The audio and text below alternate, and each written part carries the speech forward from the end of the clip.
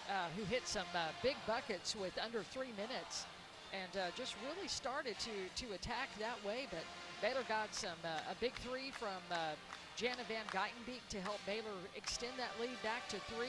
Done with this incredible offensive rebound and putback, and then she capped it off with a 3-point play.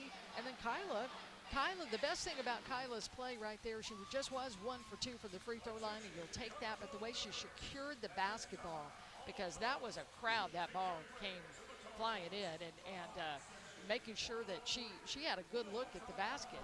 But, and UTSA has some scrappy post players in there. We've seen that. And they are just, Baylor's getting deep, but you see the players just really collapsing inside and making it not easy to either be able to maneuver or to step out and try to take a shot. Bears lead it 31-26 at halftime. Today's game is presented by Smile Doctors, proud partner of Baylor Athletics. Visit Smile Doctors today and smile with confidence. Halftime report coming up next, brought to you by Nissan. We'll look at stats, scores, and more. That's all on the way from Foster Pavilion, where the Bears lead at 31-26 at intermission here on the Baylor Sports Media Network.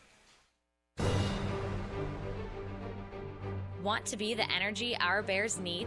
Go gold with Baylor Athletics this season and be the gold factor across each of our sports. Wear exclusive Go Gold apparel from the Baylor Bookstore and the Spirit Shop at upcoming Go Gold dates. Stay up to date on all your golden opportunities to create an electric home atmosphere by visiting BaylorBears.com/Go Gold. Sic 'em Bears. Come see why Green Eye Associates is voted best in Waco year after year. Enjoy exceptional service and care from Dr. Leanne Green alongside her dedicated optometrist and staff. Receive trustworthy insights on your eye health, enjoy the impressive variety of contacts and eyewear, and work with the most experienced optical team in Waco. Don't miss the new state-of-the-art dry eye therapies that rejuvenate the eyes and face with safe, non-invasive treatments to restore comfort and quality of life. Green Eye Associates, official optometrist of Baylor Athletics. Hi, Jan from Toyota here to let you know that Toyotathon is on. And what better way to get in the spirit of the season than with a new Toyota, like RAV4, Grand Highlander, and Corolla Cross. But to really get in the spirit, let's sing about it. So without further ado, driving through the snow in a new RAV4, hooray! To the slopes we go in a Highlander for a ski day. A Camry to get hot cocoa, tubing with a Tundra makes the kids go loco. Oh, what fun it is to make holiday wishes come true. Toyotathon, Toyotathon, Toyotathon is on. Oh, what fun it is to drive a new Toyota today. Hey! Dealer inventory may vary. Current offers on these vehicles end December 1st. Offers are subject to change throughout Toyotathon, which ends on January 5th. See your participating Toyota dealer for details. Toyota, let's go places. During Toyotathon, qualified buyers can get 2.99% APR financing for 72 months on a rugged new 2026 Tundra. Offer available in select states only. You're listening to live coverage of Baylor women's basketball. Now, it's time for the Nissan Halftime Show, brought to you by Central National Bank, proud season sponsor of Baylor women's basketball. Texas Farm Bureau Insurance, championship partner of Baylor Athletics. Visit Texas Farm Bureau Insurance online to find a local agent today. Nissan, innovation that excites. Libman, America's trusted brand name in cleaning. Premier ER and Urgent Care. Feel better now. Stay tuned as we break down the first half. Check in on scores and more. All coming up on the Baylor Sports Media Network. Baylor with the lead, 31-26 over a scrappy UTSA team. We welcome into the Nissan Halftime Report. Nissan, innovation that excites. Well, the score itself indicates to you that this has not been the best first half by the Bears by any stretch, coming off of a game Wednesday night in which they scored over 60. Obviously, at 31 points less than that. In that game, Baylor shot 63%. Here in this first half, just 35%. It's different teams, and you credit UTSA some for some defensive effort there, but also the Bears just haven't been nearly as crisp in today's game. UTSA actually jumped out to an 8-3 lead before the Bears were able to claim a lead at 10-8 after Jana Van Geitenbeek three, and Baylor outscored them 15-11 in the first, and then 16-15 in the second. That's where we are now. Let's give you the stats here. First team numbers. Baylor is actually getting outshot by UTSA, 41 to 35%. Roadrunners 12 of 29 from the field. Baylor 9 of 26. A flurry of early turnovers kept the Bears from getting the kind of looks they wanted early.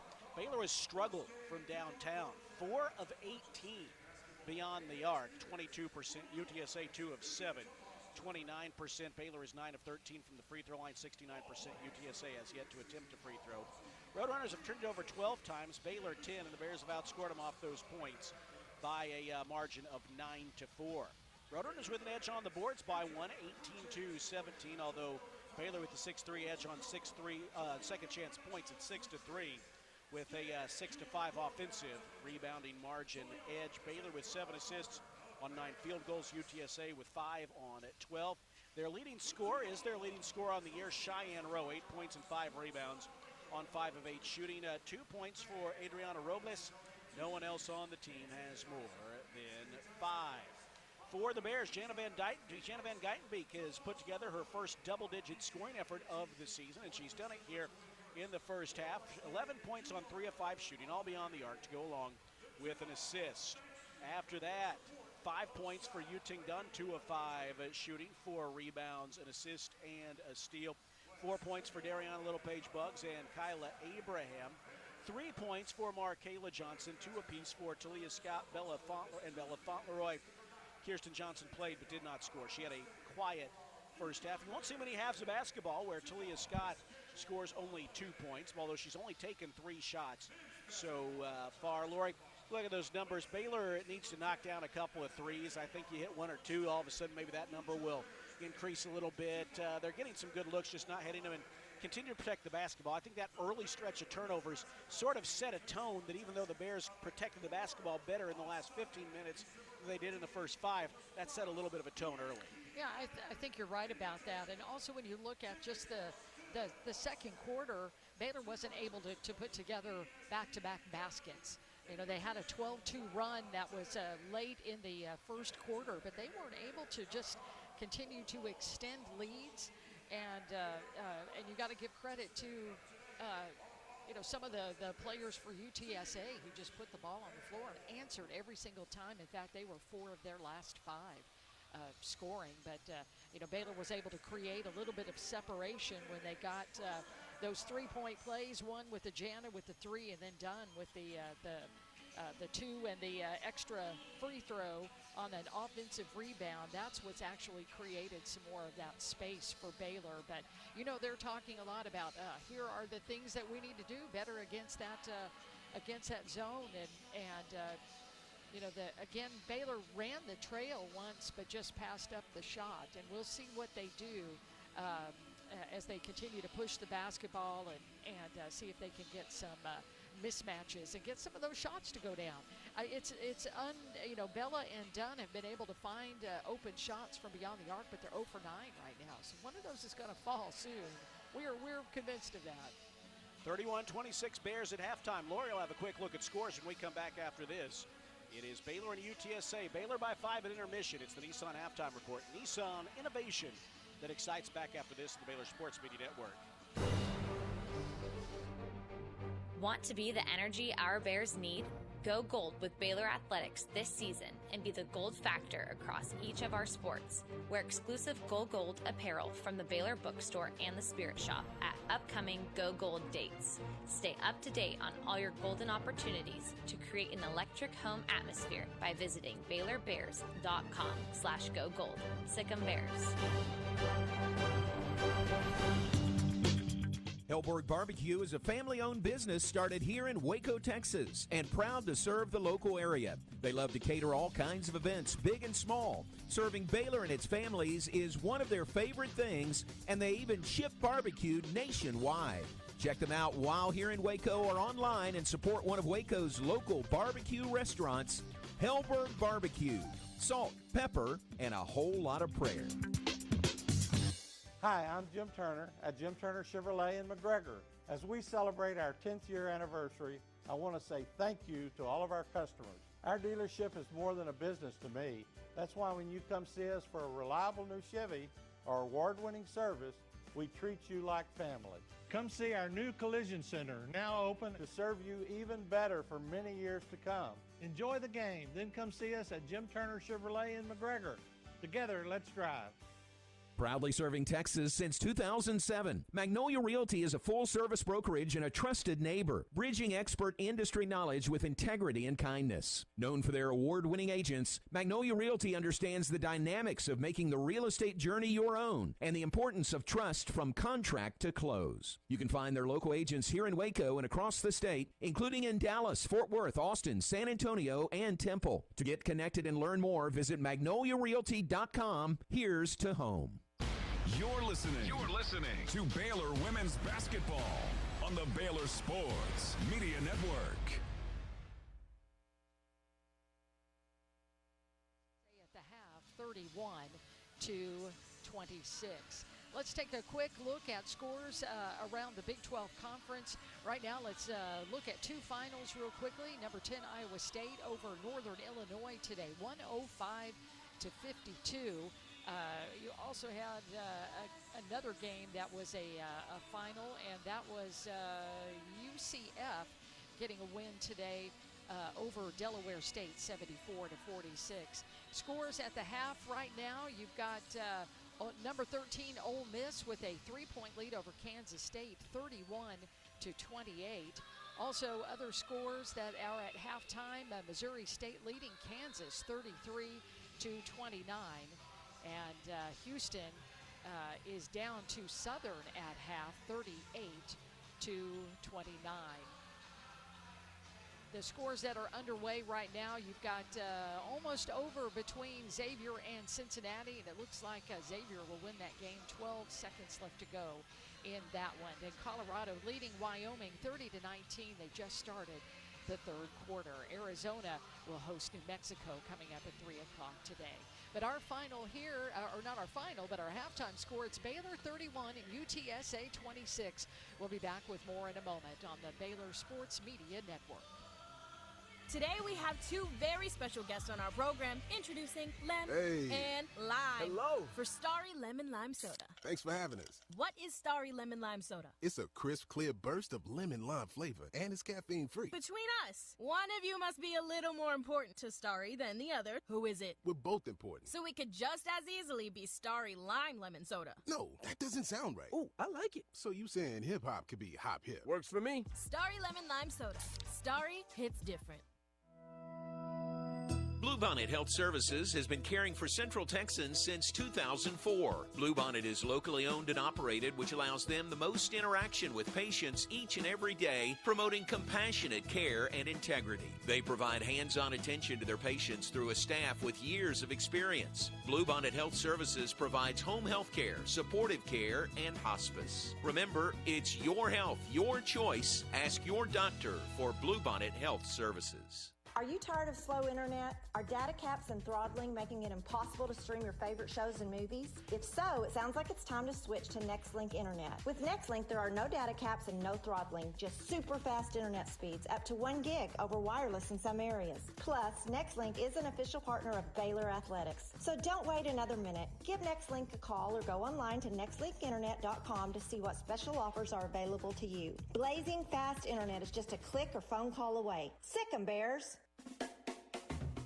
Kids can now join the Baylor Cub Club, the official kids club of Baylor Athletics, presented by Green Eye Associates. Fans 12 and under can register for the low cost of $25 and gain exclusive benefits and access to Baylor Athletics events. Members receive free admission to select events, exclusive giveaway access, and their own membership package. To register your Cub, please visit BaylorBears.com/Cub Club. Sign your Cub up today. Fox Sports Radio, 93.9 K230 CK and KRMX HD3 Waco. You've been listening to the Nissan Halftime Show on the Baylor Sports Media Network. Brought to you by TFNB, the official local bank of Baylor Athletics. Texas Farm Bureau Insurance, championship partner of Baylor Athletics. Visit Texas Farm Bureau Insurance online to find a local agent today. Nissan, innovation that excites. Lidman, America's trusted brand name in cleaning. Premier ER and Urgent Care. Feel better now. Stay tuned as we get set for the second half action with the Baylor Bears. As we rejoin Derek Smith live from the booth, bringing you the second half of action and more. All coming up on the Baylor Sports Media Network. Let's see if the Bears can play a little more crisp basketball than we saw in the first 20 minutes. They lead UTSA 31-26 at halftime as the original starters take the floor defensively for the Bears. And for UTSA, they've got the original starters back out there on offense as well. We'll set those for you in just a minute, but play is back underway as Udo takes the feed and kicks it out to Robles for the Roadrunners as they begin on offense. There's a quick pass out back to Rowe, who misses the mid-range jumper. Rebound grab by KJ, but then she loses it trying to feed it back inside. Udo picks it up and has her shot snuffed out there in the post. Bounces back out to Robles. They feed it down to Udo. A couple dribbles, bangs her way inside, and is called for an offensive foul. Udo really dominated that possession, ends up drawing the charge there, Lori. Yeah, she was deep inside, and you got to give credit to Baylor for hanging in there, and especially Bella Fauntleroy, who gave up her body inside and got that foul drawn. She's just otherworldly when it comes to picking up charge calls. Here's Bella Fauntleroy feeding it over to KJ. KJ with a handoff to Talia Scott, getting downhill. Kick out to Jana, open for three. There's another way. Boy, you could tell that was going in when it left her hand. Jana Van Geitenbeek is feeling it today from the three-point line. 14 points for Jana Van Geitenbeek and an 8-point lead for the Bears, their largest of the afternoon. Here is Hardaway having the ball knocked away by Talia Scott, but got the arm in there and is called for the foul. Foul's on 0, I believe, is what they are meaning to say. Oh, that would be her third foul. That is on Talia, and it is her third. Her third and the first on the Bears here in the third quarter. Quite an offensive day for Talia Scott. She's taken just 3 points so far. But that last three, that was an assist from Talia to Jana for Baylor. And she actually leads the team, tied for the team lead with 2 assists. Here is Robles getting inside along the baseline and then sending it back out to the perimeter. That is Hardaway, further out to Robles, 4 seconds to shoot. Robles drives inside, loses the basketball. It's loose in the corner. They're going to have to let it fly, but Allen doesn't realize that she really had no time to make any other move than to fling it to the basket. Boy. And that's a shot clock violation. How about Jana Van Geitenbeek getting in there on defense, active hands, knocking that basketball away, and UTSA had no time to try to get a shot off. Well, you look at this, the offense has been quiet today, but Baylor has held UTSA to 37% shooting and forced 14 turnovers. Baylor moving with the basketball. Bugs a tough turnaround jumper. Uses glass but can't get it to fall as she hits the floor. Still looking for a first made field goal. All of her points are from the free throw line. Outlet ahead to UTSA for Robles. Bounces down low to Rose. Circles her way into the paint and misses the crossing jumper there. Misses with the left hand. Here is Jana Van Geitenbeek with the rebound. Angles to the middle of the floor. Pushes off a bit. Loses the basketball. It's loose on the floor and it's out of bounds. It'll stay with Baylor with 21 seconds to shoot. 2 minutes gone in the third quarter. Baylor by 8 at 34-26. So that is important for a paint touch and for Jana to be able to get into the middle, to be able to use all of her options. Baylor plays it in. Jana to Bugs. Bugs taps it out to Scott. Scott to the left elbow, gets inside, puts up a tough shot. Nearly got it to fall after absorbing a lot of contact. It wouldn't fall home, but she'll go to the free throw line. And that is good to get Talia Scott at the free throw line. Well, she will attempt her first on the afternoon. She is an excellent free throw shooter, 88%. Second in the Big 12 and third in the nation in made field goals and free throw percent, in made free throws rather. And she hits the first. Baylor lead is 9. She could give the Bears their first double-digit lead of the afternoon if she can hit the second free throw as well. She does so, and it's a 10-point game, 36-26 Bears. 2 minutes gone, third quarter. UTSA back on offense. It is Allen with the right-hand dribble around to Rowe screen. She cuts to the basket, but they can't get a pass to her. Allen circles all the way from left to right. Now she's cut off by Buggs, having trouble, taps it out to Udo. Udo puts it on the floor and is stripped of the basketball. Buggs ties it up. It still loose as it squirts out between the two of them. Now falls back in between them again, and a jump ball is called, and it's going back to Baylor. Boy, what defense from number 5, the Dariana Little Page Buggs. She was relentless in the middle and not giving up a shot at all, and then just attacked when the ball was given to Odu and just never gave up on it. 2.5 minutes gone in the third. Baylor has scored the first 5 points of the third quarter and are looking to add to that now. Here's Jana Van Geitenbeek picking up speed near the right perimeter, feeds it to Scott, further in the corner, left wing to Bella Fauntleroy. Now back to Talia Scott, around a screen, gets downhill, cut off, kick out to Bella, passes up a 3, drives inside, she's fouled on the shot, free throws are coming. And you need to do that because UTSA is in some foul trouble. Oh, I beg your pardon. Oh. They call that on Bella Fauntleroy. Okay, I take it all back. Just going to wind it back. Well, you and I were screened a bit, maybe in our defense, but no, I thought that was on UTSA, but it is not, and it's going back Baylor's way. But I'll tell you what, I don't see a lot of argument from the Baylor bench, so we will accept that. Here's Hammonds taking a feed down low, but she's denied a shot by Bella Fauntleroy, so she walks back behind the three-point arc.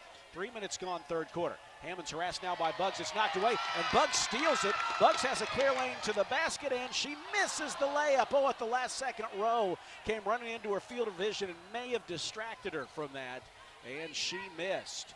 So UTSA gets a break there as Hardaway has it, slicing across the free throw line. Kick out to Hammonds. Hammonds on the drive, hooks it down low to Udo, wants to post up Fauntleroy, finds Rowe on the left block, and she hooks it in. Little shot there from Rowe, who becomes the first road runner in double digits, and that cuts the Baylor lead to 8 at 36-28. Just about 4 minutes into the third quarter. Jana Van Geitenbeek with a nice hesitation move, drives to the basket, but misses the layup. And as Buggs chases after the rebound, she can't get it. It is out of bounds to UTSA. Boy, Baylor's missed a couple looks in close here. Jana with a great move, but just couldn't finish. And then a few moments ago, Buggs had the steal and had a path to the basket, but I think he just got distracted at the last second by, I think that was Rowe, who came racing into her field of vision, and she missed. And she had a head of steam, you know, with those long legs of hers and the way that she moves towards the basket, just got a little bit too hard off the back of the glass. Here's UTSA with it. Baylor with a 36-28 lead. 6 minutes to play in the third quarter. It is Rowe. Left-hand dribble. Fires it to Holloman back in for the first time in the second half. Rowe takes the feed once again, hesitates and unloads a 3 over KJ. Misses it well short. Long-armed rebound by Dariana Little Page Buggs. Her third of the afternoon. A transition 3 from Talia Scott. Right on target. Talia Scott hits her first 3 of the game. She missed her first 2. She's got 7 points. And the Baylor lead is 11, 39-28. And a nice assist from Buggs in transition after she high-pointed that defensive rebound. Hammonds around a screen, pushes it across court to Holloman. Holloman will unload a 3 right over Van Geitenbeek and hit. For Holloman, that's her first 3 of the game, just the third three-point shot of the afternoon for UTSA. They've only taken 9. Dana Bauer, the tall post player from Berlin, checks in, a sophomore, averaging 3 points and 3 rebounds per game. Tamara Allen back in as well. Likewise, Adriana Robles. So they're going to play defensively with Holloman, Robles, Rowe, Dana Bauer, and Allen. Baylor offensively with Van Geitenbeek, Scott, Fauntleroy, KJ, and Buggs, the original starters, back out there.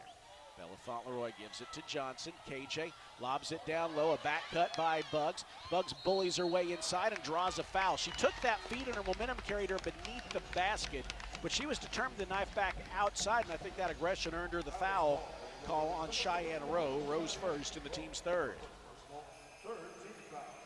Baylor by 8 at 39-31.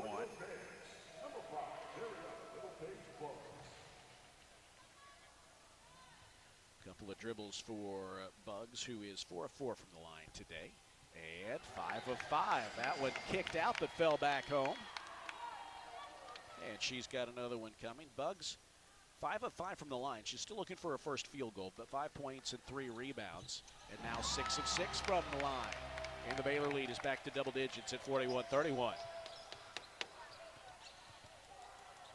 Under 5 minutes to play here in the third quarter. Rowe has it for the Roadrunners. Rowe retreats beyond the three-point arc, perimeter right.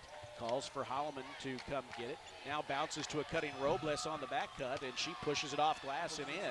Good collaboration there between Rowe and Robles to make it an 8-point ball game once again. Baylor with the basketball and the lead. Here's a crossover by Talia Scott, puts up a tough runner and gets it to fall. 9 points for Talia Scott, 5 of them here in this third quarter. Actually 6 of them here in this third quarter, and the Baylor lead is 10, 43-33. Here's Holloman angling into a crowd, has the ball knocked away, but chases it back down.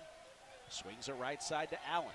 Allen trying to dance her way inside, gets into the paint, retreats outside, looks to feed it to Danabauer, but throws it right to Bella Fauntleroy. Here come the Bears once again, looking to score off the turnover. 4 minutes to play in the third quarter. Talia Scott in the corner finds Jana Van Geitenbeek for 3, but that's short. Rebound kicks off the floor on the bounce. It is picked up by Robles. Outlets it ahead to Allen, who slips inside ahead of the crowd for the right-hand layup. Tough shot there. Good find there by Robles, who set her up nicely for the bucket. The Baylor lead is 8, 43-35. Kaylin Elms prepares to check in for the first time. Here's Talia Scott not finding a lot of room, but she's knocked to the floor, and there is no whistle.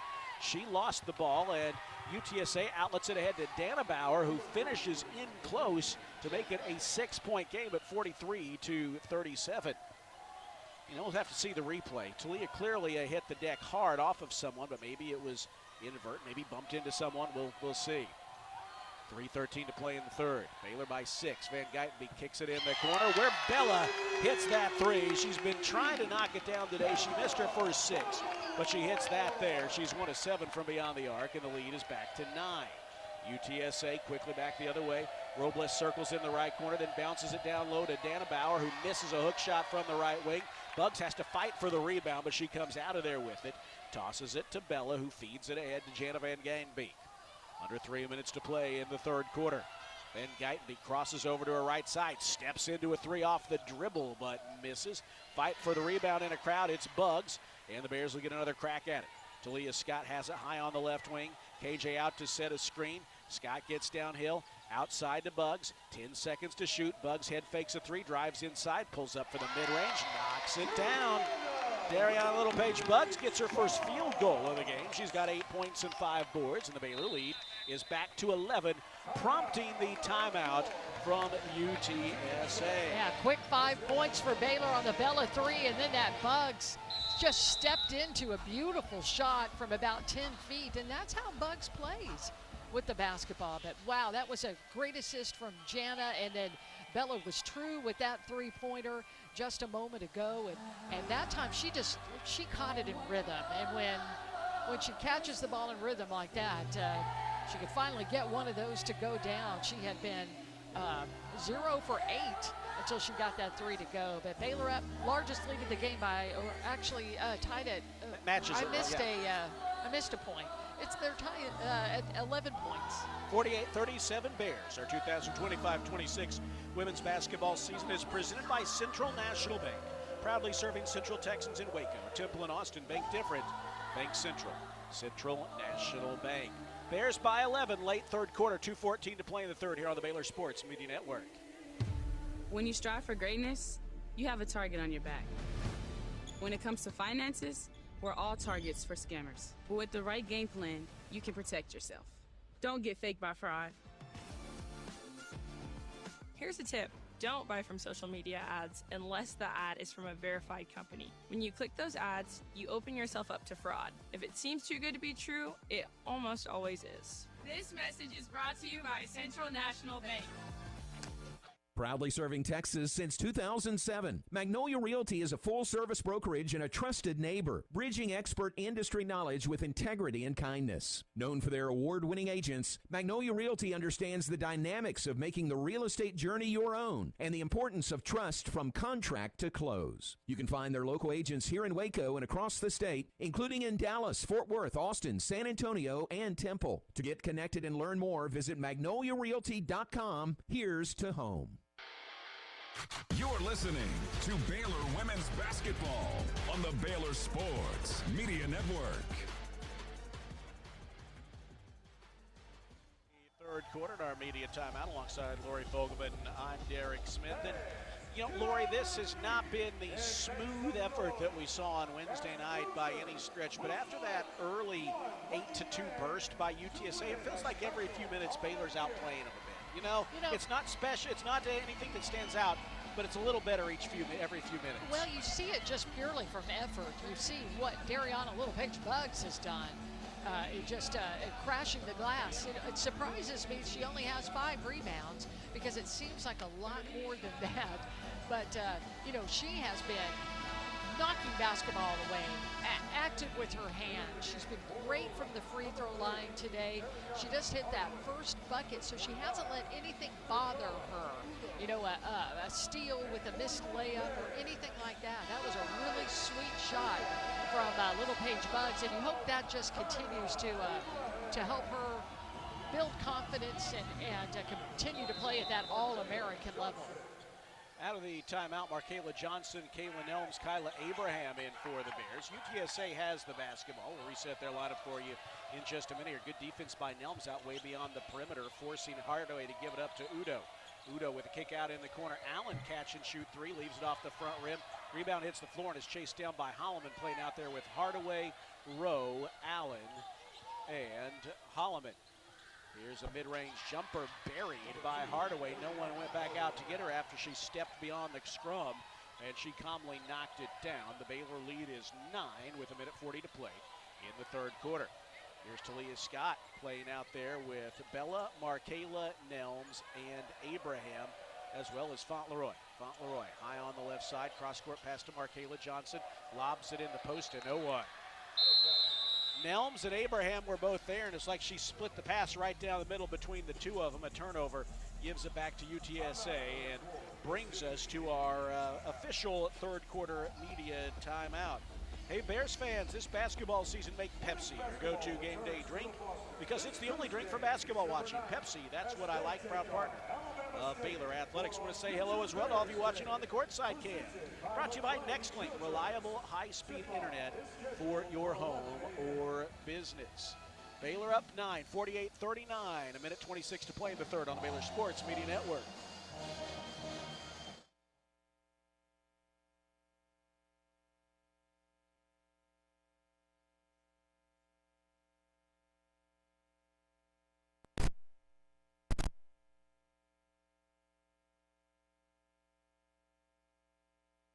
TFNB Your Bank for Life is the official local bank of Baylor Sorry about Athletics.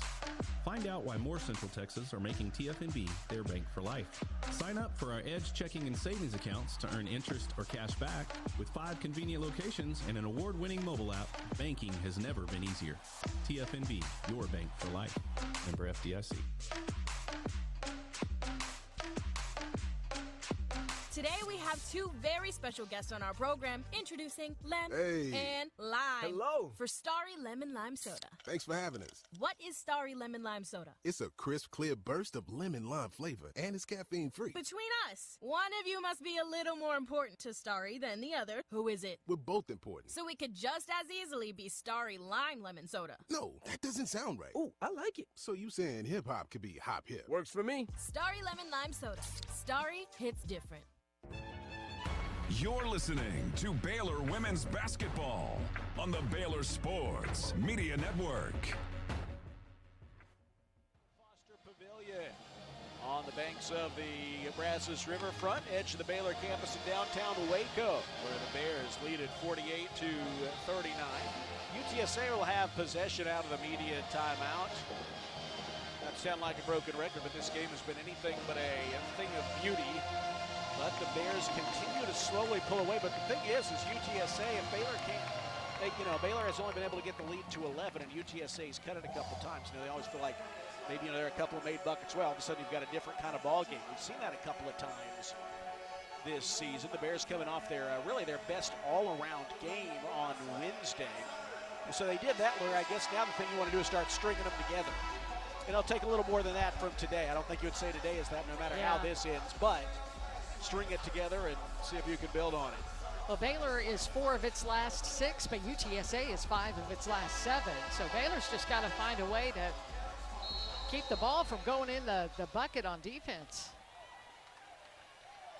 We're down to 1:22 to play in the third quarter as UTSA plays it in. It is Hardaway with the dribble, feeding it perimeter right to Holloman, lobs it down low to Rowe, double team. Rowe whips it on the bounce, tries to hook it up off the glass and misses. Rebound hits the floor. Bella Fauntleroy comes out of there with it, and a jump ball is called. She grabbed it beneath the basket. I got to say, that was an aggressive tie-up there by UTSA as they sandwiched her, and apparently just didn't quite do enough to draw a foul call. And so the Roadrunners will play it in once again with a fresh 20. The possession arrow will shift to the Bears. Inbound comes at the right edge to Hardaway.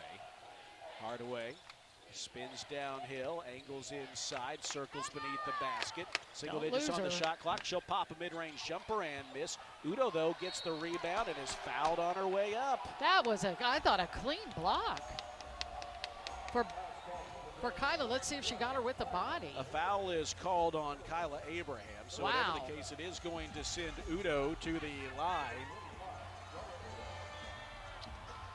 Udo, a good free throw shooter, 88%. And she's too strong on the first. Fans are thinking cupcakes here at Foster Pavilion.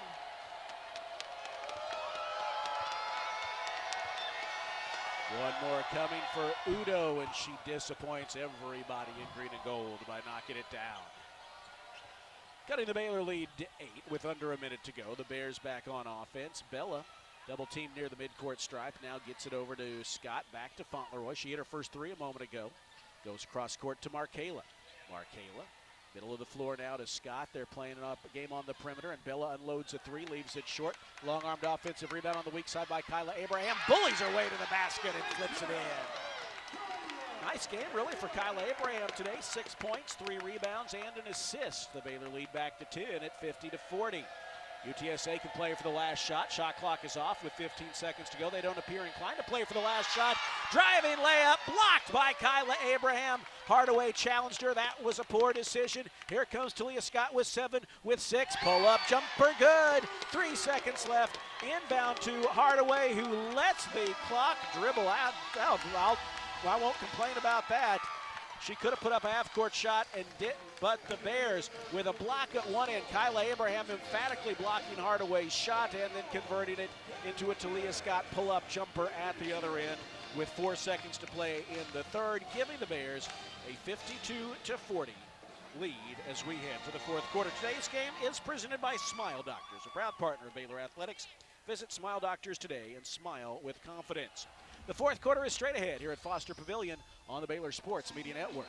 See for yourself why Green Eye Associates is voted best in Waco year after year. Enjoy exceptional service and care from Dr. Leanne Green, along with her dedicated optometrists and staff. Receive trustworthy insights about your eye health, enjoy the impressive variety of contacts and eyewear, and work with the most experienced optical team in Waco. Don't miss the new state-of-the-art dry eye therapies that rejuvenate the eyes, face, and neck areas with safe, non-invasive treatments to restore comfort and quality of life. Visit GreenEyeAssociates.com. Green Eye Associates, official optometrist of Baylor Athletics. Are you tired of slow internet? Are data caps and throttling making it impossible to stream your favorite shows and movies? If so, it sounds like it's time to switch to NextLink Internet. With NextLink, there are no data caps and no throttling, just super fast internet speeds, up to 1 gig over wireless in some areas. Plus, NextLink is an official partner of Baylor Athletics. So don't wait another minute. Give NextLink a call or go online to nextlinkinternet.com to see what special offers are available to you. Blazing fast internet is just a click or phone call away. Sick 'em, Bears. You're listening to Baylor Women's Basketball on the Baylor Sports Media Network. The Bears Bears have their biggest lead of the afternoon at 12 at 52-40 over UTSA. UTSA has played an interesting schedule this year. They've actually challenged themselves against some tough teams. All of their losses up to this point have either been to Power 4 ball clubs or to some solid mid-majors. And they've made Baylor work for it, but Baylor has earned a 12-point lead, and now, Lori, it's all about closing here in the final 10 minutes. You know, the way that Baylor closed that last 30 seconds was really good. Kyla Abraham with that offensive rebound and no hesitation in going back up with the basketball nicely off the glass.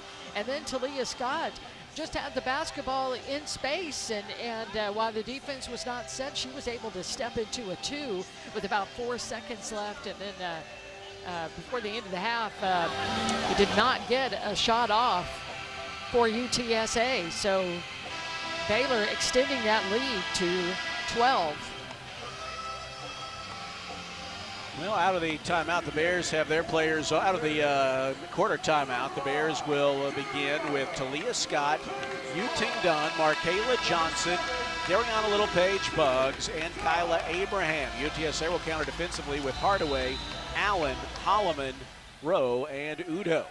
As the Bears, up by their biggest lead, 12 points, begin the fourth quarter on offense. Talia Scott has the basketball. Has it poked away at the top of the arc, but gets it back, facing a double team, slings it to Buggs, who sees a little lane, drives inside, flips it off the glass and in.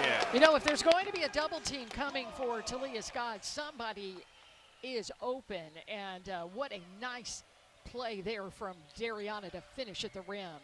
Allen challenges Abraham, but can't hit the right-hand runner. Offensive rebound, though, to Udo. She bounces it outside to Hardaway as they get another look at it. Hardaway drives inside, and she does finish on Markayla Johnson. That cuts the Baylor lead back to 12 at 54-42. 45 seconds in to the fourth quarter. Buggs, when she hit that bucket a minute ago, became one of 3 Bears in double figures today. The others being Talia Scott and Jenna Van Geitenbeek. Driving layup by Talia Scott, and the crowd is good. She went off the glass and in. And now UTSA turns it over as Hardaway tries to outlet it to Holloman along the baseline, and Holloman had to slice out of bounds to grab it. You know, UTSA is prone to the turnover. They, I think, turn over the ball at least 20 times per game. They have 19 today. Baylor has 12 points of that, and see if they can score off of one of these turnovers here. After Baylor has scored the first Baylor by 14, 56-42. Buggs has it on the left block. Little turnaround is good. That's a pretty shot when it falls, and she knocks it down there. That is the Buggs we know and love, and I loved how she just went at Udo there, Ido, who has 3 fouls. Minute and a half into the fourth quarter. It is Holloman with it. Holloman dribbles to the middle of the floor. Robles has it between the circles. Kicks it left side to Holloman. Baylor with a 16-point lead, biggest of the game. Shot clock at 5. Mid-range jumper missed by Udo. And the Bears collect the rebound. It's Talia Scott the other way with it. Scott bumps into Robles. There's no call there as she accelerated, and she complains to the official, but to no avail. Now she wants to drive inside, gets to the bucket and misses the runner, but draws the foul there. She had to earn that when she worked hard on it, and that's 4 on Adara Udo. So Udo hit with that foul, and that's the first on UTSA in the fourth quarter. Yeah, she got Talia the last time when Talia put the ball on the floor and attacked the rim. That time Talia was really good with her body, and Udo steps into her and picks up her 4th foul. 13 points for Talia Scott, 5 of 8 from the floor.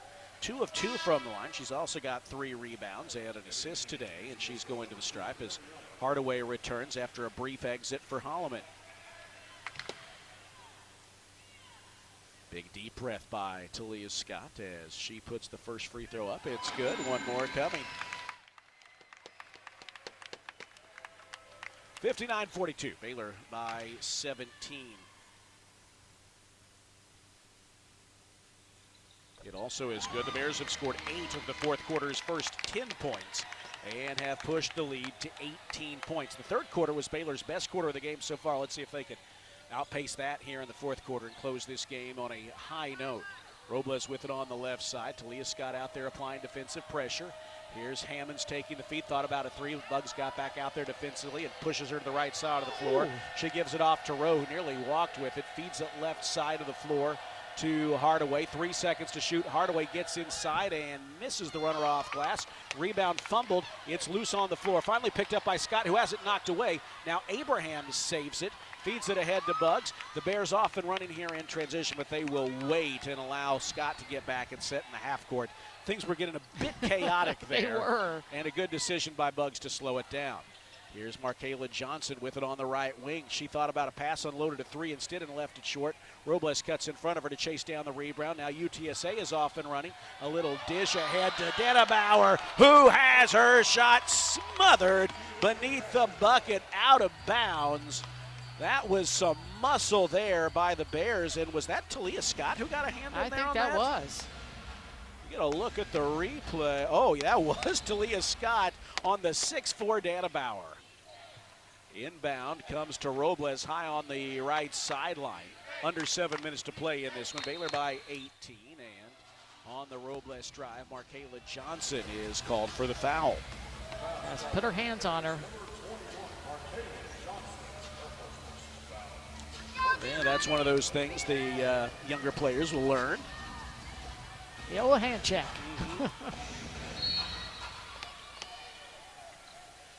Hardaway plays it into Rowe, and now to Hammonds, who has the ball knocked away by Bugs, out of bounds off of Hammonds. And Bugs Kansas State did the same thing, and telling the Big 12 Conference for that they Bugs won't. today. She has been outstanding in making sure that no one is comfortable with the basketball for the Roadrunners, and she knocked another one away, went off of the UTSA player, went right off of Hammond's hands and right out of bounds, and Bugs forces another turnover. How many steals do you think she's been credited for today, Lori? I will ask you a trivia question. It's 5. I'll give you a hint. It's 5. It's not a hint. That's the answer. That matches her career high. Wow, she's just been all over the place, and you find a vulnerable player. And now she hits the mid-range jumper at the other end. Oh, Bugs is feeling it, and we love that for Dariana Littlepage Bugs. Look at her face. She is supremely confident today. Baylor by 20 now, 62-42 with 6.5 minutes to go. Robles trying to find some room with the dribble. Can't do it. Markayla stays with her. Fires a fastball in the post to Udo, who stumbles and falls. Gets it back. Bounces it out to Hardaway with 7 seconds to shoot. Hardaway around an Udo screen. Gets downhill. Gets inside. Flips it up off the rim and off again. And a fight for the rebound. Abraham in there battling for it with Udo. Jump ball called, and it is going to stay with UTSA as Kaylin Nelms is ready to check back in. You know, this was starting to be a quiet game for Bugs, Lori, but now she's at 14 points, 5 rebounds, and she's matched her career high with 5 steals. And she's perfect from the free throw line today, and that is a key stat for her. Inbounds to Hardaway.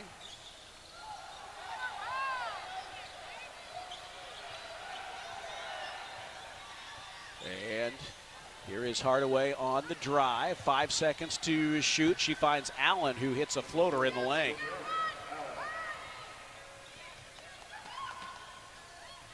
Talia Scott back the other way for the Bears. 5:45 to play in this one. Absorbs some contact, feeds it to Dunn in the corner, passes it up to Johnson. Markayla drives inside. She's stripped of the basketball, and it's out of bounds to the Roadrunners.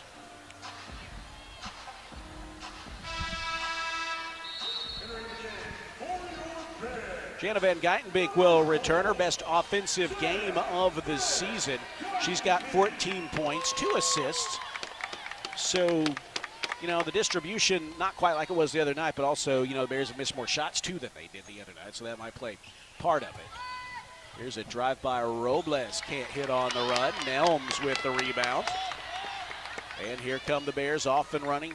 Here's Talia Scott getting downhill and misses a twisting shot, but she is fouled, and she'll go back to the free throw line.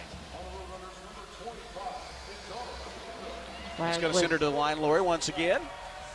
Hey, you see Talia Scott moving in the open floor, and she just almost has eyes in the back of her head. Robles was coming up behind her, but She felt her coming and just maneuvered, I think, at least against 4 different players.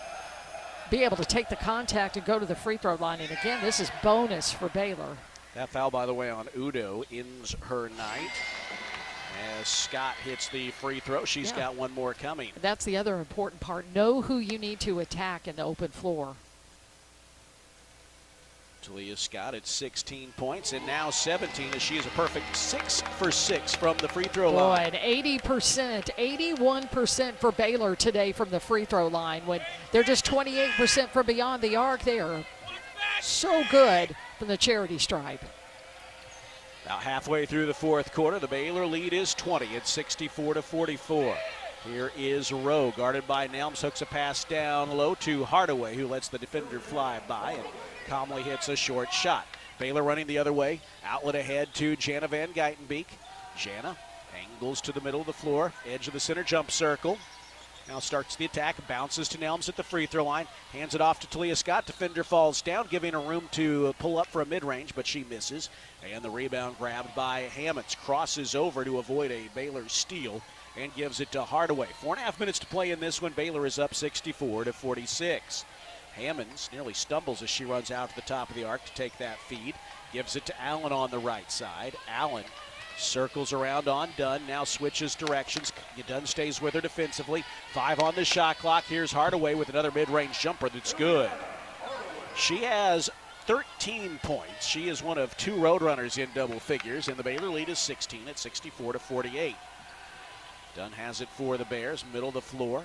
Harassed by Allen, gives it to Nelms. Nelms, as she's waiting to pass it to someone, sees the whistle, and an offensive foul is called on Talia Scott, a moving screen, and that's actually Talia's 4th foul, and it's the team's 2nd of this fourth quarter, bringing us to our media timeout. 3:53 to play in this one. The Bears are up by 16 points. The 2025-26 women's basketball season is presented by Central National Bank, proudly serving Central Texans in Waco, Temple, and Austin. Bank different, Bank Central, Central National Bank. Final 3:53 after this here on the Baylor Sports Media Network. Hi, Jan from Toyota here to let you know that Toyotathon is on. And what better way to get in the spirit of the season than with a new Toyota, like RAV4, Grand Highlander, and Corolla Cross. But to really get in the spirit, let's sing about it. So without further ado, driving through the snow in a new RAV4, hooray! To the slopes we go in a Highlander for a ski day. A Camry to get hot cocoa. What happened, guys? The kids go loco. Oh, what fun it is to make holiday wishes come true. Toyotathon, Toyotathon, Toyotathon is on. Oh, what fun it is to drive a new Toyota today. Hey! Dealer inventory may vary. Current offers on these vehicles end December 1st. Offers are subject to change throughout Toyotathon, which ends on January 5th. See your participating Toyota dealer for details. Toyota, let's go places. During Toyotathon, qualified buyers can get 2.99% APR financing for 72 months on a rugged new 2026 Tundra. Offer available in select states only. You're listening to Baylor Women's Basketball on the Baylor Sports Media Network. 64, UTSA 48. That's our score with 3:53 to go here at Foster Pavilion. A busy weekend in Baylor athletics, an exciting week ahead for the university. Lori, Baylor volleyball, I hated to see their season come to an end in West Lafayette to the 3rd-seeded Purdue Boilermakers, but they had another great season. I think that's one program you always know, Ryan McGuire, they're going to be top 25. They're going to have a chance to be a Big 12 contender, and they're going to make some noise in the postseason. Couldn't quite get it done at Purdue, but another great year for them. Baylor made a tough one yesterday, but against Memphis, but I feel like they're still in, when you lose, you learn mode with this new team. Yeah, and an entirely new team. That's what's so amazing about the men's basketball team, but you just also love watching them play because they are all together as one, and just love to watch Scott Drew's team play. And we have another opportunity for them coming up. We've got a game on Tuesday at 11 a.m., which is versus Alabama State, otherwise known as the Scream Game. The Scream Game. The kids will be here, and they will be loud. Yeah, the men have another one coming up Wednesday themselves, too. You know who gets to work both of those is Bob Baker. Luckily for Bob, the G-Man gets to wear headphones at both of these games. But I will say, those are always fun. Those are games that you love having the kids here. And now Baylor with a steal out of the timeout as an entry pass to the post knocked away, stolen by Dunn. Here comes Talia Scott into the front court. Hesitates, now fires back outside. Jana Van Geitenbeek has it in the middle of the floor, center jump circle. 3.5 minutes to go in this one. It is Buggs on the drive, taking the feed from Jana. She pulls up for the mid-range, left it short. That was contested, and Rowe claims the rebound. Buggs, one of 3 Bears today in double figures. 3:15 to play, Baylor by 16 points. It is Hammonds around a Robles little screen. Misses the running shot down the right side of the lane. Abraham clears another rebound. That's her 4th off the bench today. Feed ahead to Talia Scott as she slams on the brakes, then drives around an Abraham screen. Misses the jumper with Abraham right in her hip pocket there. I think that may have thrown that shot off just a little bit. Here is UTSA. It is Allen missing the 3 out of the corner, but a putback is good by Hardaway. There was no one else around her. It bounced right to her, and she just pushed it back up and in. Baylor hasn't scored in 2.5 minutes, and it just has had a couple of free throws during that time, but an 8-2 run for Hardaway or for UTSA. Now Scott misses a 3 from the left side of the arc. UTSA tries to answer with one of their own, and they do. Allen knocks down the 3, open from the right wing in transition to cut the Baylor lead to 11 with 2 minutes and 22 seconds to go, prompting the timeout from head coach Nikki Collin. That's a 9-0 UTSA run. And, Lori, I think, as we look now, this is the 10th game of the season. You're still looking for more of those 40-minute games for the Bears. And even, you knew this one wasn't going to be a 40-minute game by virtue of the way the first half went. But the Bears looked like they were really closing strong here in the 3rd and 4th quarter. But then this little run by UTSA, I don't think they're in danger coming back to win this game, but you never know. But you don't like seeing a 20-point lead almost sliced in half in that short of order. Yeah, that is very true. I mean, it's an 11-2 run, and Hardaway has 6 of those 11 points, but you just had Allen capping it off. She's the one who got the run started over the last 2.5 minutes, and then she hit the big 3 just a moment ago, and that's a tough one. Again, Baylor not able to score at all except for the 2 free throws. 64-53 is the score. 17 points for Talia Scott, a game-high number. 14 apiece for Jana Van Geitenbeek and Dariana Littlepage Buggs. Buggs will play it in beneath the opposite bucket. UTSA applying backcourt pressure, but the Bears are able to break it. Buggs ahead to Van Geitenbeek. Van Geitenbeek drives inside, puts up a tough right-hand runner and kisses it off glass and in. Nice play by Jana Van Geitenbeek. That ends the field goal drought and snaps the UTSA run at 9 straight points to push the lead back to 13 for the Bears. Here is Allen angling to the right, looking to spin her way inside, missing the left-hand hook runner. And here is Abraham with the board. Gives it off to Jana Van Geitenbeek. Van Geitenbeek with the dribble, slowing it down now with under 2 minutes to go. Looks for a teammate to feed it to, gives it to Buggs. Buggs outside to Dunn. Dunn off the dribble. That's a 3. Fly splash! Well, that was pretty as it floated through the net. Yu-Ting Dunn hits her first 3 of the game. She's got 8 points. And just like that, the Baylor lead is back up to 14. As Hammonds drives in and misses a little runner. Got her own rebound. Pushes it back up. Misses again. Rowe with the offensive rebound. And puts it back up. Misses again. Another offensive rebound by Holloman. She cashes in. And that's going to prompt a UTSA timeout with 1:14 to play and a Baylor lead of 69-55. Again, you made them work for it, but they got 4 cracks at the basket there. Oh, my goodness.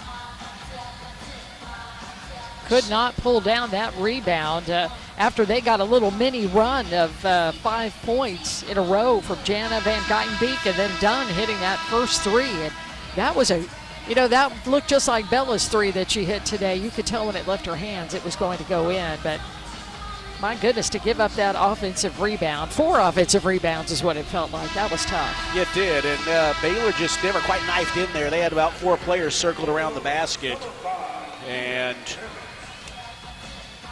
Baylor allowed them to get that really 4th chance point opportunity. So out of that UTSA timeout, Baylor will play it in. It'll be Buggs, Van Geitenbeek, Scott, Dunn, and Abraham on the floor. UTSA ready to apply pressure. Hammonds pressuring the inbounder. Robles and Hardaway are holding tight to Van Geitenbeek and Scott, respectively. The other defenders are Rowe and Holloman. Baylor plays it in to Scott, who sneaks behind the defense, gets to the bucket, and lays it in. That was a touchdown pass there, essentially, from Buggs. Well-designed play there by the Bears as they got Scott loose behind that crowded defense for the layup to push the lead back to 16 with under a minute to go.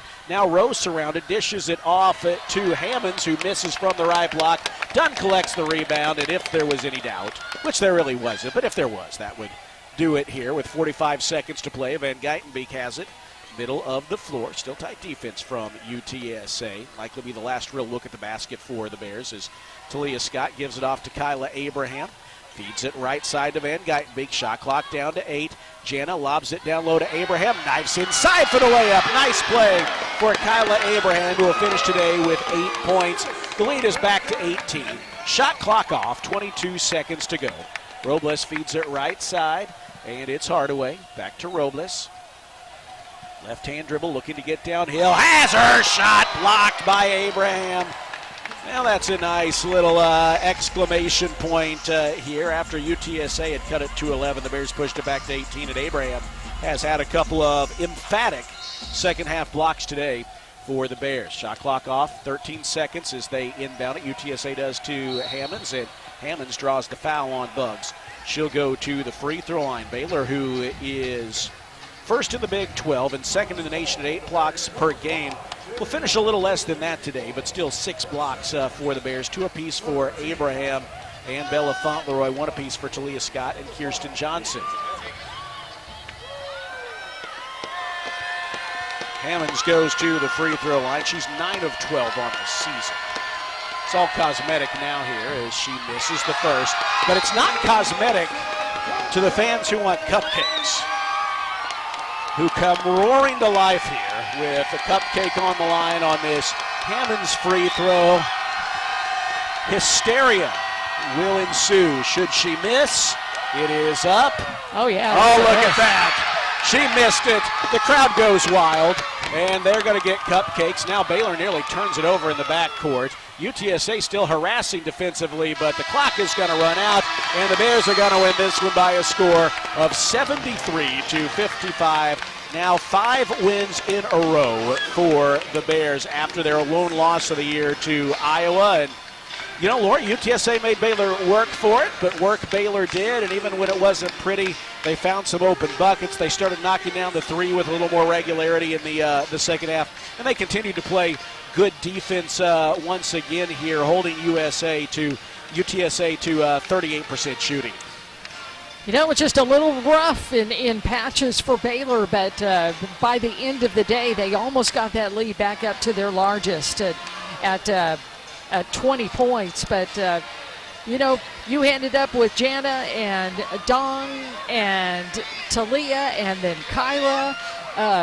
So that's the thing about Baylor. They just spread that scoring around as they extended the lead towards the end of this game. 73-55 the final. The Bears with the win today improved to 9-1 on the year. We'll take a timeout and come back with the First Central Credit Union postgame show after this.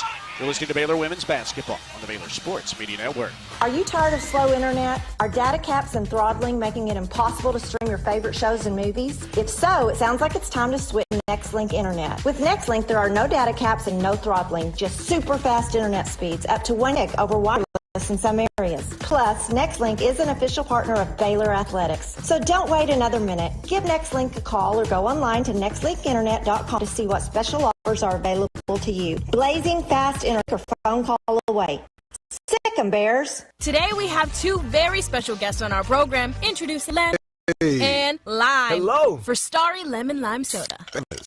What is Starry Lemon Lime Soda? It's a crisp, clear burst of lemon lime flavor, and it's caffeine-free. Between us, one of you must be a little more important to Starry than the other. Who is it? We're both important. So it could just as easily be Starry Lime Lemon Soda. No, that doesn't sound right. Oh, I like it. So you saying hip-hop could be hop-hip? Works for me. Starry Lemon Lime Soda. Starry hits different. Bluebonnet Health Services has been caring for Central Texans since 2004. Bluebonnet is locally owned and operated, which allows them the most interaction with patients each and every day, promoting compassionate care and integrity. They provide hands-on attention to their patients through a staff with years of experience. Bluebonnet Health Services provides home health care, supportive care, and hospice. Remember, it's your health, your choice. Ask your doctor for Bluebonnet Health Services. When you strive for greatness, you have a target on your back. And when it comes to finances, we're all targets for scammers. With the right game plan, you can protect yourself. Don't get faked by fraud. Here's a tip. Never deposit someone else's money into your bank account. Scammers will send you money or overpay you and then ask you to refund a portion of the money back to them. This is a scam. This message is brought to you by Central National Bank. This has been live coverage of Baylor women's basketball. Now, it's time for the First Central Credit Union post-game show. Brought to you by Texas Farm Bureau Insurance, championship partner of Baylor Athletics. Visit Texas Farm Bureau Insurance online to find a local agent today. Central National Bank, proud season sponsor of Baylor women's basketball. Nissan, innovation that excites. Libman, America's trusted brand name in cleaning. Premier ER and Urgent Care. Feel better now. Stay tuned as we break down the game. Listen to highlights, talk with Coach Colin, players, and more. All coming up on the Baylor Sports Media Network. Well, the Bears are circling around the lower bowl of Foster Pavilion, high-fiving the fans who are here today to witness a 73-55 win over at UTSA. The 14th-ranked Bears improving to 9-1 on this season, 4-0 in the midst of this five-game homestand. And in a moment, we're going to talk to Dariana Littlepage Buggs here. She finished with 14 points, 5 rebounds, and a career-high 5 steals as we welcome in the First Central Credit Union post-game show. First Central Credit Union, everything that we do for you. You know, we are right by the student section here, Lori. You are surrounded by students eager for a high five here, and that's the awesome. Players are Love obliged. You should just reach up in there and give them a high five and see if anyone recognizes that it was you and not, Dariana Littlepage Buggs. I think that would fail miserably. I don't know. It's a little chaotic in there. They might not know, but it's fun to see the players and the students and the fans who were here today interact after the game. This one is 73-55 Baylor win. And, Lori, this was a game that the shots weren't falling early. The Bears struggled from the field, struggled with turnovers early, and just kind of set the tone that today was going to be a day you're going to have to work a little bit, and work they did. And it's not that you don't work in a 112-47 win. You're still doing work to get it to that effort. But today you had to labor a little bit more, and I think you like seeing that the Bears were able to kind of stick with it. They got the three falling and continue to play hard at the defensive end. Yeah, they won those third and fourth quarters, which they needed to do, and it was a struggle in the first and the second quarters, trying to work against that zone and trying to cool off UTSA a bit. That was also part of the issue. But boy, did you have some big time players who stepped up today. You finally got Talia Scott with some space to be able to maneuver around and score 19 points. Jana started off really hot. And then, of course, we had Dariana Littlepage Buggs, who joins us now, who had a great game all the way around, too. Buggs, welcome. Congrats on the win. Thanks for joining us. Hey, so, 14 points for you today. Double-digit scoring is always good. But I want to ask you about your career high in 5 steals. You were getting after it on the defensive end. Oh, that's I'm taking that to heart. I'm going to tell Coach Tony.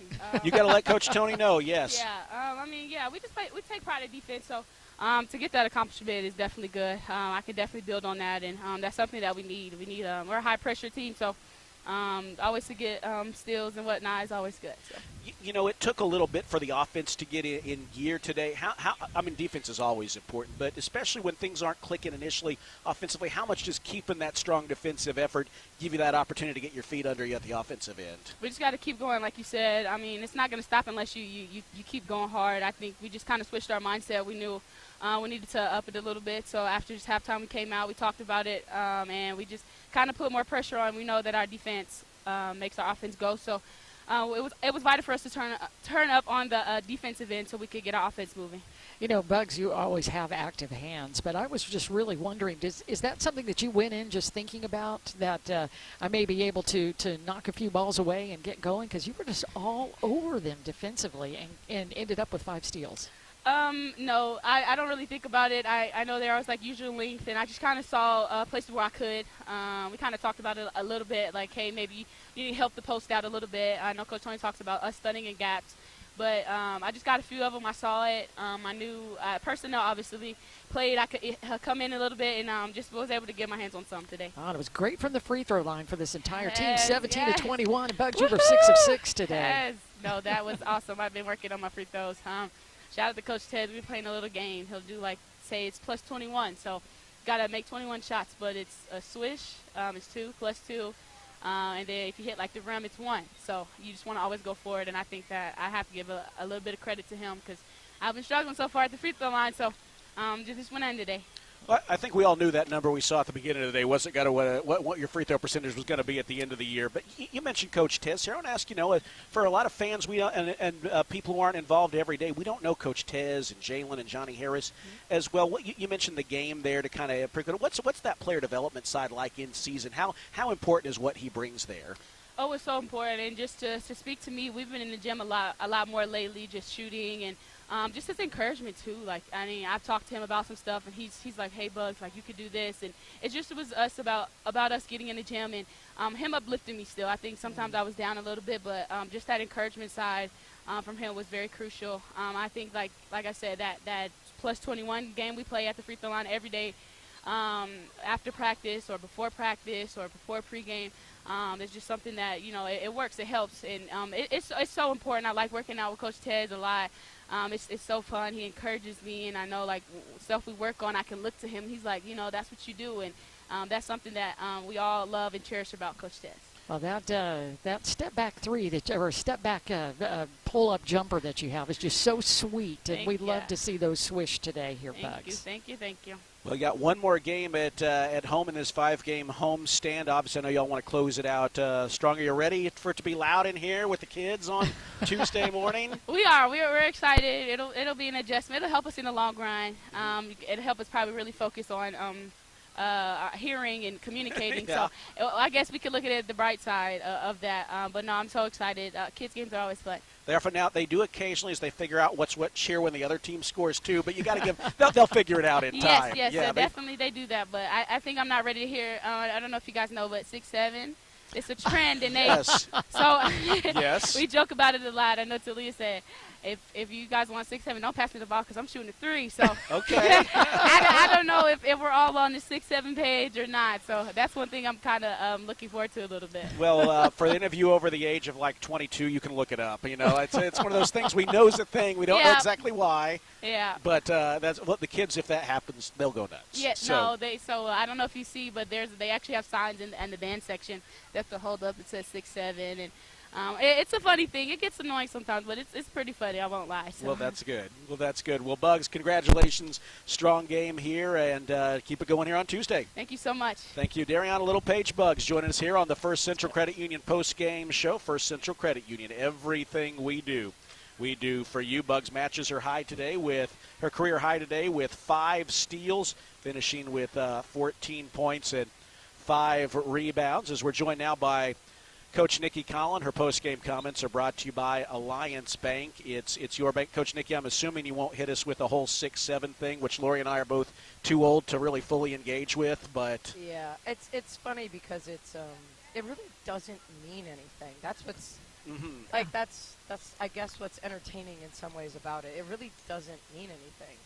but it's just kind of become something. So at least it's like not a offensive. It's or, not bad. You know what I mean? Yes, like, it's not bad. Like if Yeah, I don't know. Well, anyway, that was she threw that at us there at the end, and it took Yeah. us a moment to really work our way through it. But Nikki Day, a 73-55 win over UTSA, and y'all kind of had to overcome some kind of muck on offense early with turnovers and struggled with the 3-point shot. How did you kind of see the team work their way through that?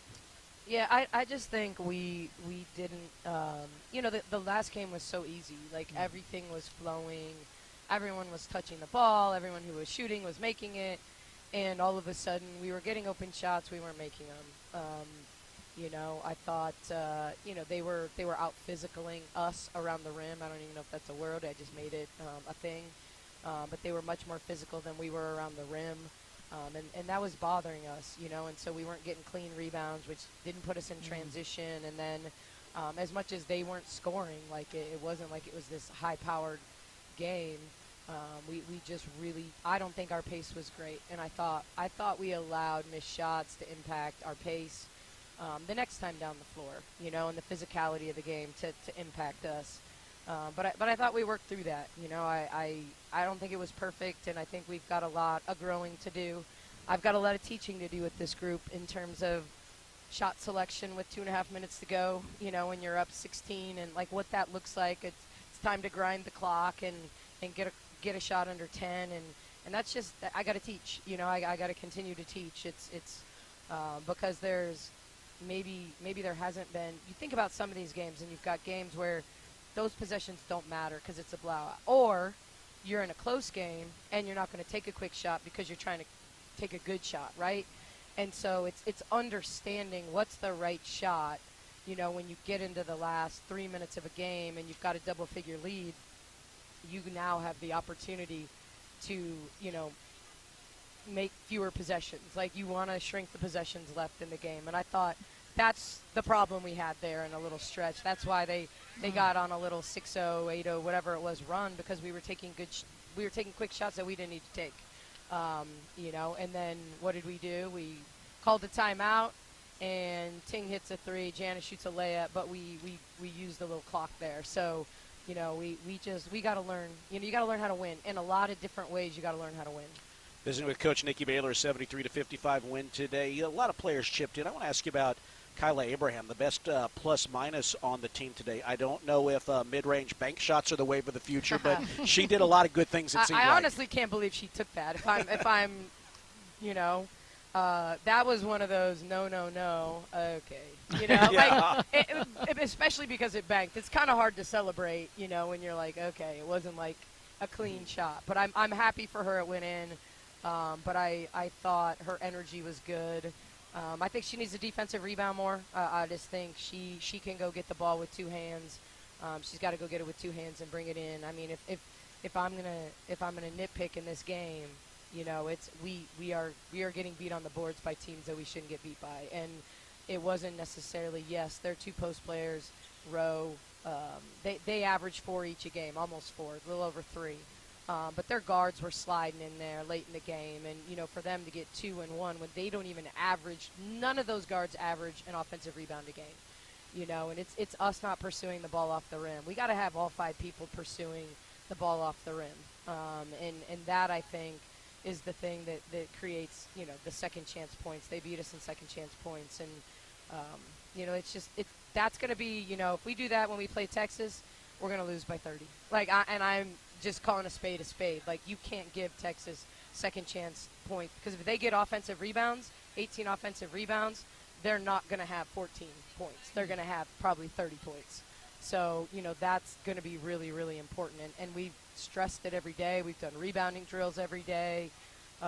We just got to get better at it. We just absolutely have to get better at it. We'll talk about little page bugs today. Dariana had a really, really solid game, and especially on the defensive end.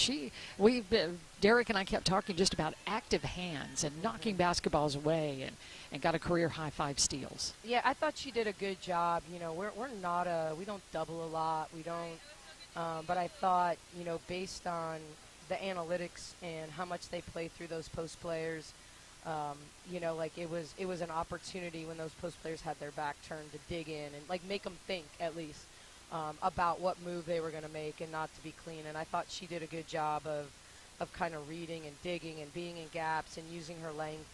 And so I thought that was a big part of the game. Now we got cut up a couple times because of it, but I think the plus side of that was, I think, to the good was better than the times that maybe we're digging in a gap, they cut, and maybe they have a little end up with the ball around the rim. But I thought she was, and I think defensively, yes, but it was just good to see Bugs make that mid-range shot. I think that's the play that's so important in her game, for me to put her in an open side with room to attack and to knock that shot down. Those were the plays for her to get a roll and then finish with her little glass bank shot.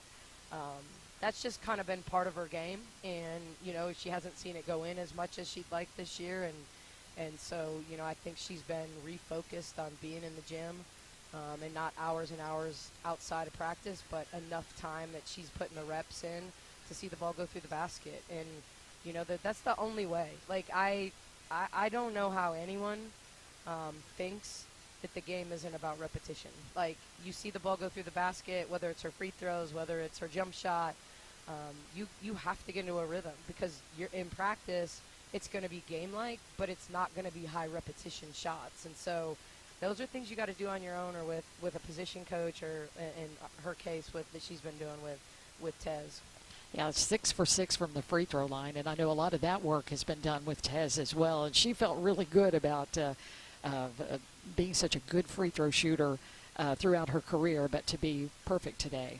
Yeah, I mean, Bugs isn't the kid that shoots 90%, but you pretty much feel like she's going to go 7 out of 10. And so I think this stretch has been tough, like, you know, for her, because, you know, when you're a kid that pursues ball off rim and you're going to be around the rim a lot, whether you're driving it, whether you're offensive rebounding it, she's going to get fouled, you know. And so she's been leaving points on the board, you know, obviously. Things she does well for us, you know, hasn't necessarily come, you know, she hasn't had the fruits of her labor, because if you go get an offensive rebound and you put it back and you get fouled and you don't make your free throws, like, then, you know, not that works for naught, because that goes towards the bonus, and there's all these important reasons why being aggressive and drawing fouls is key. And people don't understand that's what Talia does for us. That, like, the pressure she puts on the defense creates the bonus opportunities for us, you know. And so, you know, it was good to see that when she's in that rhythm where she's making that jump shot and she's got flow to her game, it gives us another weapon. Yeah, that's a pretty shot, too. We just love to see when she knocks those down. Well, Coach Nikki, the 5-game homestand comes to an end on Tuesday morning. You know, overall, through these first 4 games, how valuable has it been for you and this staff just to continue to work with these players and kind of get a sense of where you want to be as we head into some big games ahead? Yeah, I thought we were in a really good rhythm. I don't think we were in much of a rhythm today. I think some of that was them. I mean, I think they're a physical team and a well-coached team, and they game plan for us, and they mixed man and zone. And, you know, if we you know, like, Bella couldn't make open shots to start the game, and she was awesome, you know, the other night shooting basketball. You have those games, you know, and you know, but I think that we got out of a rhythm because they were able to play a zone. We missed some shots, you know, and we didn't probably create enough offense up our defense, you know. Like, I don't think our defense was bad. I just don't think we created we didn't create a ton of turnovers out front where it created numbers. You know, we were always, they did a good job of jamming up when we would grab a rebound or whatever. Of jamming us up. So if we could have gotten it out quicker, I think we would have had numbers. But I don't think our pace was good enough. But you gotta win different type of games, you know. And this was a game for me to really teach Talia, really honestly, like, for us, like, when you look at, sometimes we fall in this trap of, like, this kid is so good that you don't expect her to make some of the mistakes she makes.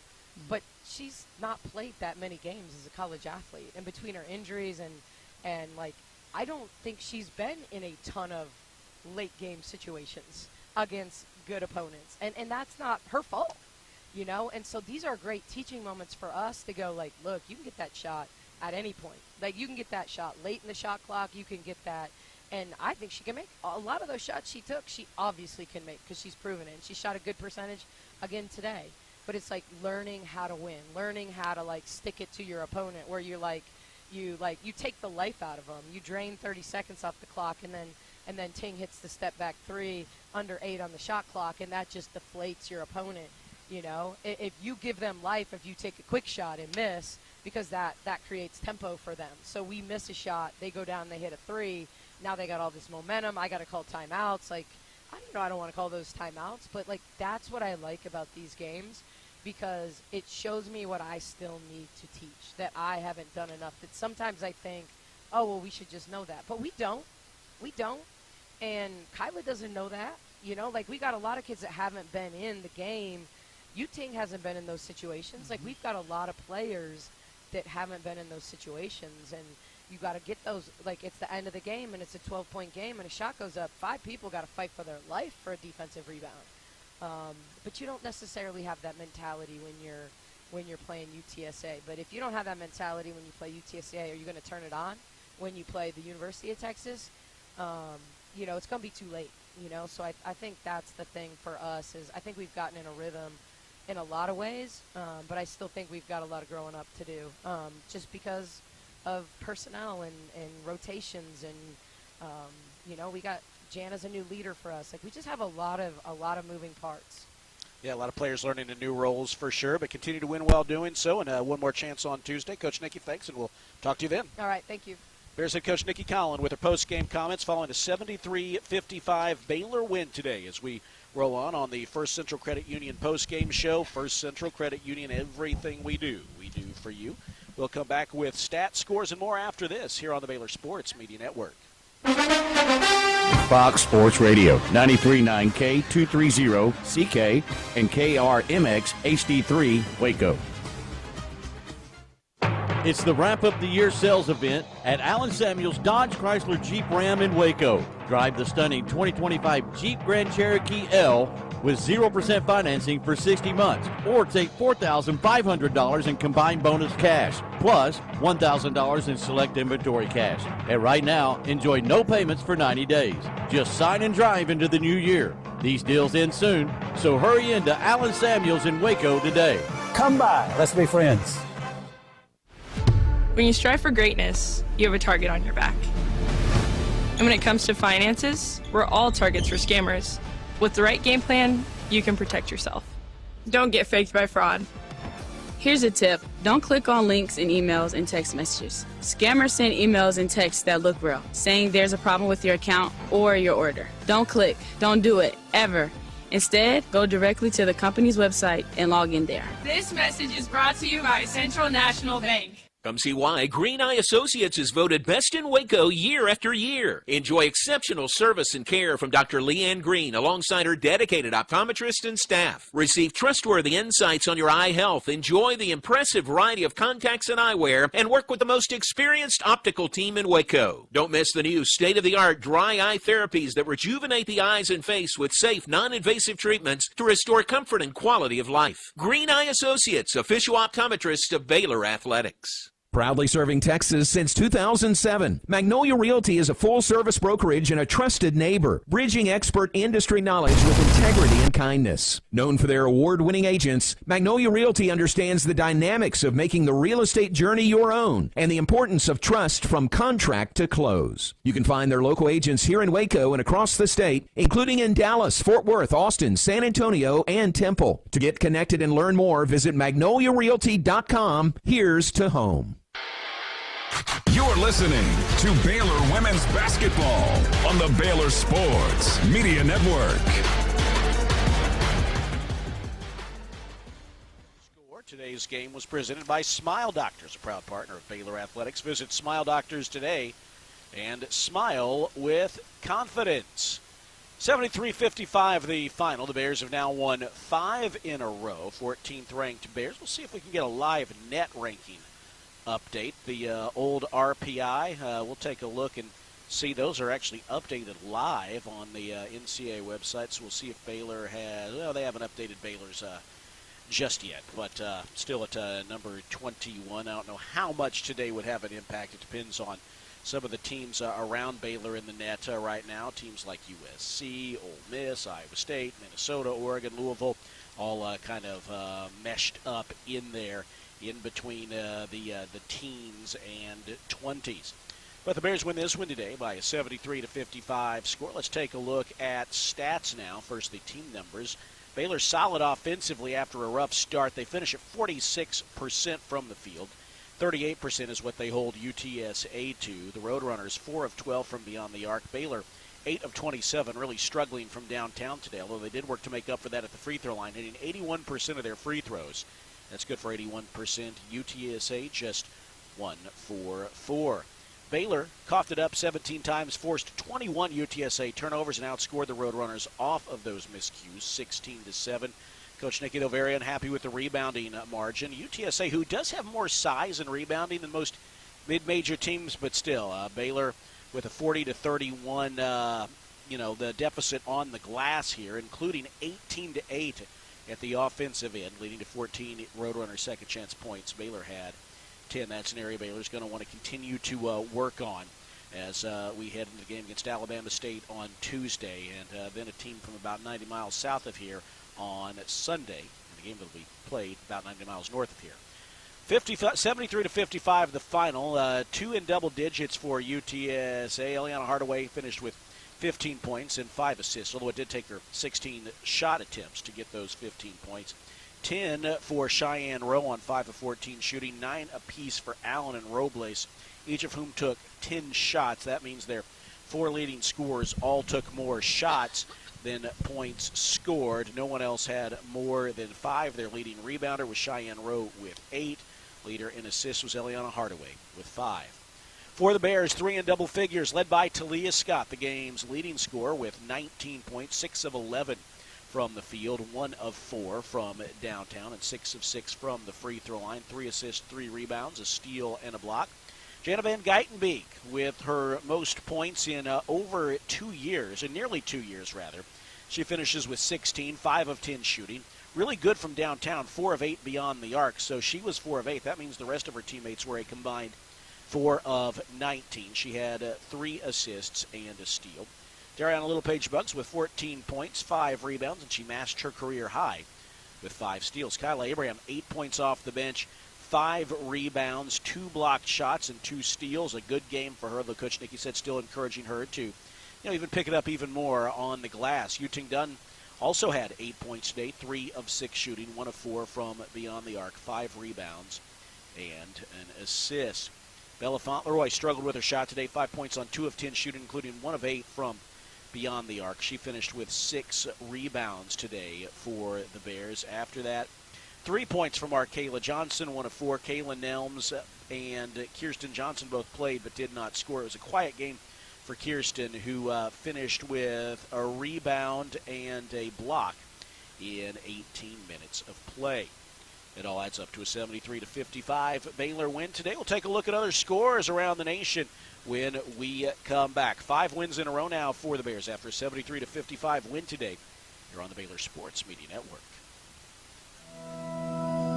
Bluebonnet Health Services has been caring for Central Texans since 2004. Bluebonnet is locally owned and operated, which allows them the most interaction with patients each and every day, promoting compassionate care and integrity. They provide hands-on attention to their patients through a staff with years of experience. You want to pay these back to back? Provides home health care, supportive care, and hospice. Remember, it's your health, your choice. Ask your doctor for Bluebonnet Health Services. Everything we do for you. Slam dunk benefits at First Central Credit Union. Tip off with free checking that pays cash, less fees, great rates, quick local loans, easy online applications, a free mobile app, secure remote control cards, 24/7 deposits, and more services at our ATMs, and a free new member t-shirt. Join today at firstcentralcu.com. We're your team. Everything we do for you. Eligibility and application requirements apply. Member NCUA. Exciting one, too, and I think Colin does as well. Want to be the energy our Bears need?